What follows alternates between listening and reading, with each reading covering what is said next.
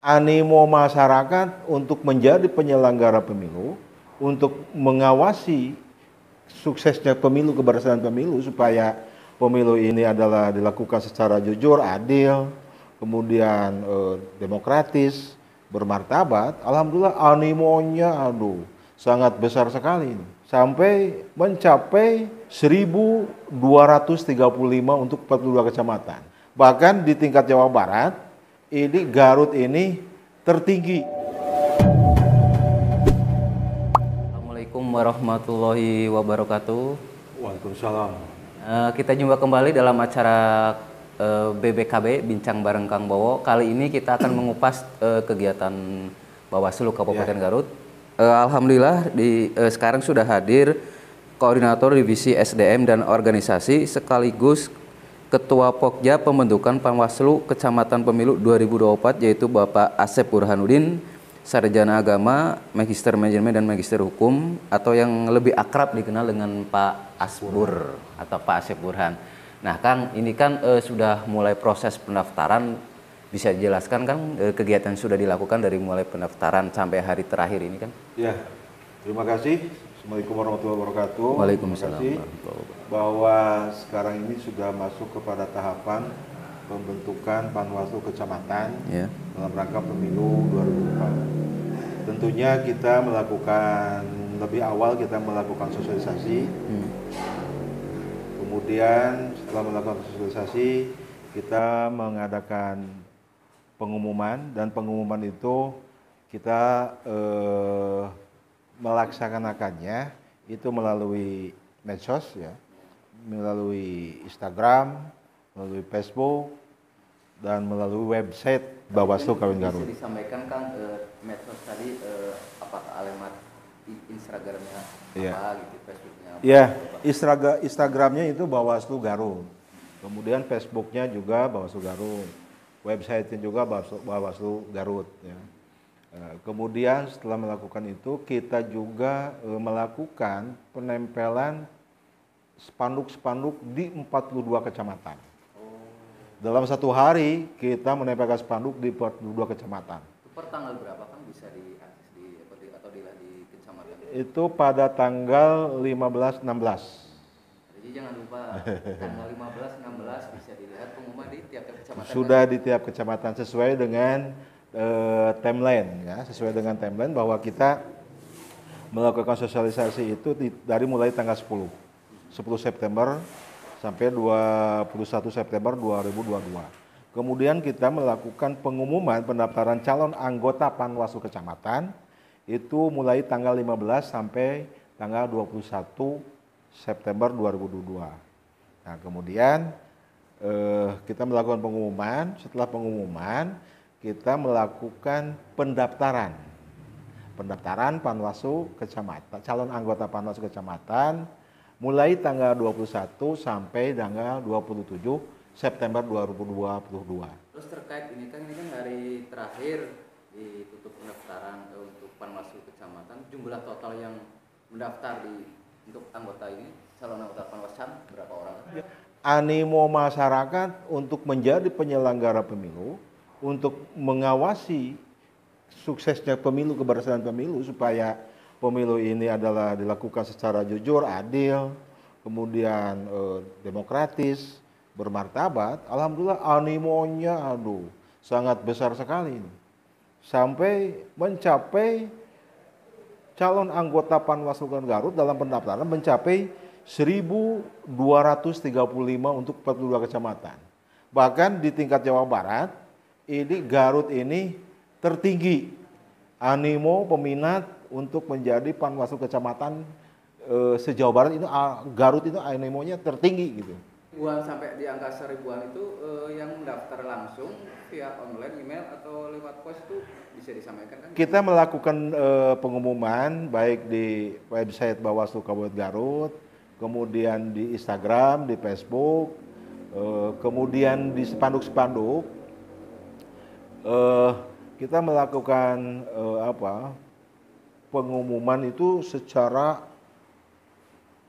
masif gitu, secara masif kita lakukan pengumuman. Nah, kemudian keberhasilan dari sosialisasi dan pengumuman itu sehingga terbukti dengan membludaknya pendaftar. Nah, dari pendaftar itu 1.235 yang offline datang secara langsung ke kantor Bawaslu Kabupaten Garut itu sebanyak 1.050. Itu dari Angkaribun ada yang dari kecamatan jauh nggak, Kang? Dari kecamatan jauh sampai ujung di Talegong, Mekarmukti, Caringin, sampai ke Malangbong, kemudian sampai Kadungora itu 1.050 itu yang datang langsung. Kemudian ada juga kita melakukan pengumuman itu bisa dilakukan melalui online. Online itu melalui email. Kita membuka email khusus pendaftaran Panwaslu Kecamatan. Ya, ada email Bawaslu Garut, dan yang melalui email itu ada 163 yang melalui email. Kemudian yang melalui pos paket gitu ya, itu sebanyak 22. Jadi jumlah totalnya itu 1.235. Ini ya keren sekali gitu ya, animo masyarakat Garut ini, aduh. Amazing kan ya? Amazing itu tingkat Jawa Barat. Dari angka tadi 1.200 sekian, itu kan ada aturan nggak mengenai tadi apakah ya keterwakilan perempuan lah? Iya, iya. Dari total pendaftar ribuan, nanti yang diterima berapa orang, terus keterwakilan perempuan berapa persen sih dari 40 kecamatan ini? Keterwakilan perempuan kita memperhatikan keterwakilan perempuan itu minimal 30%. Minimal 30%. Dan alhamdulillah ini sudah tercapai. Orang mengira bahwa 30% keterwakilan perempuan itu dari jumlah total 1.235.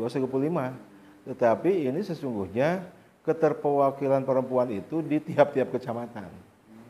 Jadi di tiap-tiap kecamatan itu harus ada keterwakilan. Karena totalnya 3 orang tiap kecamatan. Ya. Berarti minimal perempuan 1 orang. Betul.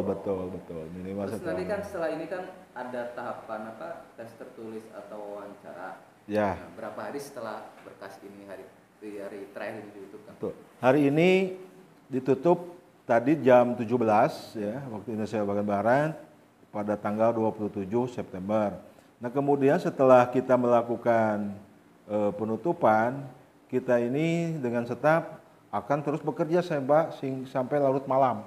Karena kita akan melakukan input data, karena kita juga dituntut laporan ke Bawaslu Provinsi untuk senantiasa melakukan update data gitu ya, update data pendaftar per hari, dan kemudian sekarang hari ini dan terakhir berapa jumlah pendaftar. Nah, kemudian setelah itu, setelah diinput, kita melaporkan provinsi, kemudian nanti di tanggal 28 sampai 30 September 2022 kita melakukan penelitian kelengkapan berkas pendaftaran calon anggota Panwaslu Kecamatan. Jadi teliti nanti, bisa dibayangkan ya, meneliti sebanyak ribuan. Satu orang itu kan bisa 9 lembar kan untuk meneliti. Berkasnya apa aja kan? Kalau ada perbedaan nggak dari penerimaan Ya. penguasa yang dulu? Berkasnya itu pertama ya usia harus 25 tahun, dilampirkan dengan KTP, foto KTP, minimal 25 tahun. Kalau di Panwaslu itu tidak ada maksimal sekian puluh tahun, ya. Tapi ya hitungnya minimal 25 tahun. Kemudian fotokopi ijazah yang dilegalisir. Tetapi kemudian Bawaslu dalam hal ini ketika dulu yang sekolahnya jauh, untuk melegalisir ijazah itu juga tidak memungkinkan waktunya, sehingga kita memberikan diskresi, kelonggaran ya, memberikan kelonggaran ketika misalnya ijazahnya jauh untuk legalisir, kemudian kita tetap menerima pendaftaran dengan memperlihatkan ijazah aslinya. Ya, berarti kalau legalisirnya nggak ada, bisa pakai ya ijazah asli diperlihatkan gitu ya. Kemudian kalau dulu kan ada SKCK kan, surat keterangan dari pengadilan. Nah, kalau sekarang alhamdulillah diminimalisir supaya pendaftar itu tidak mengeluarkan biaya yang begitu besar, Sehingga cukup dengan surat pernyataan di atas materai 10.000. Lebih simpel. Lebih simpel. Yang bertanya kan bagaimana ini surat keterangan bebas narkoba, kemudian bagaimana dengan surat keterangan sehat jasmani dan rohani dari rumah sakit gitu ya. Saya sampaikan bahwa itu nanti ketika sudah terpilih menjadi anggota Panwaslu kecamatan baru dilakukan kekurangan-kekurangan itu. Sudah resmi terpilih baru persyaratan itu disusulkan surat keterangan bebas narkoba dan surat keterangan bebas jasmani sehat jasmani dan rohani dari rumah sakit. Kalau untuk ujian sendiri kan katanya ada perbedaan kan ya untuk tes tertulis atau apa yang pakai sistem. Betul. Dulu itu kan waktu penerimaan Panwaslu kecamatan itu tesnya itu melalui manual ya, langsung tulisan gitu. Kalau sekarang lebih simpel yaitu melalui tes CAT. Ya, tes CAT. Nah, kemudian tes CAT ini perlu disampaikan juga tidak bisa diotak-atik oleh Bawaslu Kabupaten. Tetapi hasil tes CAT ini karena servernya dari Jakarta, dari pusat, itu langsung ke pusat. Berarti ujiannya bisa ditampung langsung ke pusat. Nilai hasil ya, dari CAT dari masing-masing peserta pendaftar itu yang melakukan tes, itu kan langsung masuk ke Bawaslu RI. Jadi tidak masuk ke Bawaslu Kabupaten, tidak masuk ke Bawaslu Provinsi, tapi masuk ke Bawaslu RI dan nanti hasilnya bisa dilihat oleh masing-masing peserta. Nah, Kang, dari ribuan tadi 1.200 sekian itu yang diterima untuk mengikuti tahapan selanjutnya untuk tadi tes wawancara atau tes tertulis memakai sistem komputer itu berapa orang, Kang? Ini kan seleksi kita akan melakukan administrasinya koordinasi untuk pelaksanaan tesnya ya. Untuk pelaksanaan tesnya CAT. Ini kan kita sudah melakukan persiapan dan berkoordinasi dengan para pihak. Dengan para pihak yang ada sarana prasarana untuk melaksanakan CAT-nya. Misalnya dengan SMK atau SMA yang punya sarana itu, kita sudah melakukan koordinasi itu dan melakukan persiapan untuk melaksanakan tes CAT. Nah, ini Kang, tentu untuk mengoreksi berkas dari sekian banyak calon anggota Panwascam, Kang.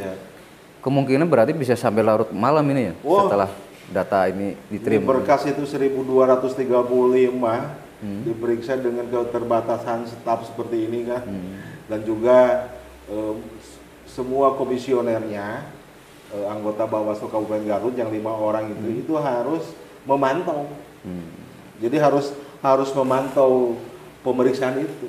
Itu bisa dulu saja dari tahun 2017 itu bisa berlarut-larut sampai subuh dalam pemeriksaan berkas. Ini ada kenaikan nggak sih, Kang, dari penerimaan kemarin sampai hari ini tuh? Ada kenaikan ya lumayan drastis lah. Kalau dulu tahun 2017 itu ada sekitar 800, yang lolos administrasi itu 730, dan yang mengikuti yang lolos administrasi tentunya itu 730. Berarti kenaikannya cukup signifikan, Kang, ya, dari periode kemarin 800 sekarang di angka 1.200 hampir 400 orang berarti ya. 435 lebih.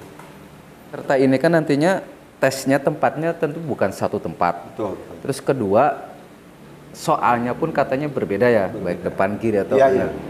Ini untuk peserta agar informasinya tersampaikan dengan tepat mengenai tempat pelaksanaan tes ataupun tata cara penggunaannya gitu kan. Kalau tadi lihat dari segi usia kan kemungkinan ada yang usianya di atas 40 atau 50 itu kan. Ini untuk mensiasatinya ada BIMTEK terlebih dahulu atau seperti apa, Kang, untuk calon peserta ini? Ya, nanti dalam pelaksanaan tes, sebelum dilakukan tes, nanti ada penjelasan dulu bagaimana cara-cara melakukan atau menggunakan menjawab soal-soal itu nanti akan diberitahu dulu oleh tim kita dari Bawaslu Kabupaten supaya tidak, kadang-kadang kan usia 50 ke atas gaptek gitu ya. Kita dikasih penjelasan dulu. Kemudian masalah tempat, nanti kita sudah akan melakukan dan kita sudah koordinasi melakukan persiapan itu dengan SMK ya, SMA 1, SMA 2, kemudian SMA 1 itu sudah melakukan persiapan dan suratnya juga kita sudah sampaikan kepada sekolah tersebut ya. Ke sekolah, koordinasi. Itu butuh berapa tempat Kang untuk tempat ujiannya? 3-4 sekolah atau sampai 5 sekolah? 3. Kalau misalnya instruksi dari provinsinya harus dilaksanakan dalam 1 hari, otomatis kita membutuhkan beberapa tempat. Gitu. Atau misalnya berarti itu ujian nanti serentak yang dari setelah lolos administrasi. Serentak 1 hari. Berat itunya. 1 hari, atau misalnya instruksinya bisa di sesi. Sesi pertama misalnya jam 8 sampai jam 10.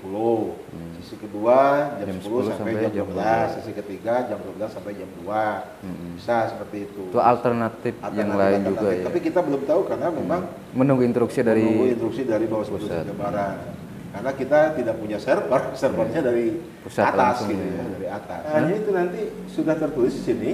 Ya. Nanti kan penelitian kelengkapan berkas itu pendaftaran calon anggota Panwaslu Kecamatan itu tanggal 28 sampai 31 September. Kemudian nanti ada pengumuman hasil penelitian berkas calon anggota Panwaslu Kecamatan itu tanggal 12 Oktober. Jangan lupa 12 Oktober sudah bisa dilihat apakah yang sudah mendaftar keterima atau tidak dari lolos seleksi administrasi kan ya? Seleksi administrasi itu di website Bawaslu Garut, di Instagram Bawaslu Garut, di Facebook Bawaslu Garut gitu ya. Tanggal 12 sampai 18 Oktober kita membuka tanggapan dan masukan dari masyarakat.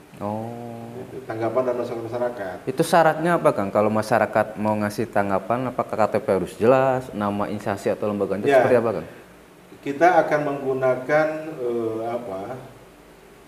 email pemasukan ataupun bisa melalui WA Center gitu ya. Itu berapa hari Kang tinggal waktunya masukan dari masyarakat? Masukan dari masyarakat itu waktunya 12 sampai 18 Oktober. 6 hari berarti ya? 6 hari. Jadi ada masukan-masukan ketika ini mah orangnya begini gitu ya. Itu silakan ke Bawaslu atau misalnya mah orang partai politik nah, gitu ya. itu yang paling sakral kan ya? Ada orang partai politik silakan laporkan karena memang tidak boleh. Syarat di undang-undang itu kan ketika dia terlibat di partai politik, maka syarat di undang-undang itu 5 tahun harus 5 tahun sebelum ini harus mengundurkan diri dari partai. Berarti artinya kalau sekarang tahun 2022 dikurangi 5 tahun yang lalu berarti kan sudah tidak aktif di partai politik itu ya. Nah, itulah yang fatal itu kan. Maka kepada masyarakat silakan aja untuk memberikan tanggapan dan masukan. Kemudian pelapor atau pengadu itu dijamin kerahasiaannya. Dijamin kerahasiaannya. Tapi pelapor dan pengadu juga harus menyampaikan bukti dan harus jelas kan. Pelapornya sah gitu pelapor. Jangan sampai kayak surat kaleng ya. Sampai ada surat kaleng, kalau ada surat kaleng ya kita tidak menanggapi itu, tapi harus jelas pelapornya. Dan itu akan dirahasiakan. Kalau kita tidak akan diumbar gitu. Kemudian nanti pelaksanaan tes tulis itu di timeline itu tanggal 14 sampai 16 Oktober. Kemudian nanti pengumuman hasil tes tulis. Kemudian nanti siapa yang terpilih dan lolos 6 besar maka nanti akan dilakukan tes wawancara. Itu fungsinya 6 besar berarti ketika 1, 2, 3 ada kejadian terduga yang 4 bisa keterima kan ya? Yang nomor 4, 5, 6 itu seperti apa? Misalkan 3 orang keterima, ya maaf gitu kan, usianya nggak panjang gitu kan. Ya, nah, penggantinya 1 orang itu dari urut itu nomor 6 orang tersebut atau seperti apa? Ya, berurutan nanti. Ada istilah pergantian antar waktu. Ya, PAW itu. PAW. Jadi kalau sekarang ada istilah PAW, pergantian antar waktu, ada istilah pergantian calon terpilih. Maksud pergantian calon terpilih itu begini. Ketika misalnya ada 6 orang masuk 6 besar, berdasarkan CAT dan CAT tadi, kemudian masuk Setelah diwawancara, kemudian ditetapkan masuk menjadi 3 besar. Ada tanggapan dari masyarakat. Mengenai tadi misalkan itu kan aktif di parpol gitu. Betul. Kemudian ada masukan-masukan di masyarakat, kemudian meninggal dunia atau berhalangan tetap, maka itu bisa dilakukan penggantian calon terpilih. Oh, namanya penggantian calon terpilih sesuai dengan urutan yang tadi. Sebelum dilakukan pelantikan. Ya oke pemirsa, kali ini cukup menarik untuk perekrutan calon anggota Panwas tingkat kecamatan nggak ya? Antusias masyarakat begitu membludak dengan jumlah pendaftar mencapai 1.235 peserta. Itu pun ada kenaikan dari tahun kemarin kan ya, dari 800 sampai 1.200. Oke, saya cukup sekian. Salam satu jiwa satu rasa. Wassalamualaikum warahmatullahi wabarakatuh. Sampurasun.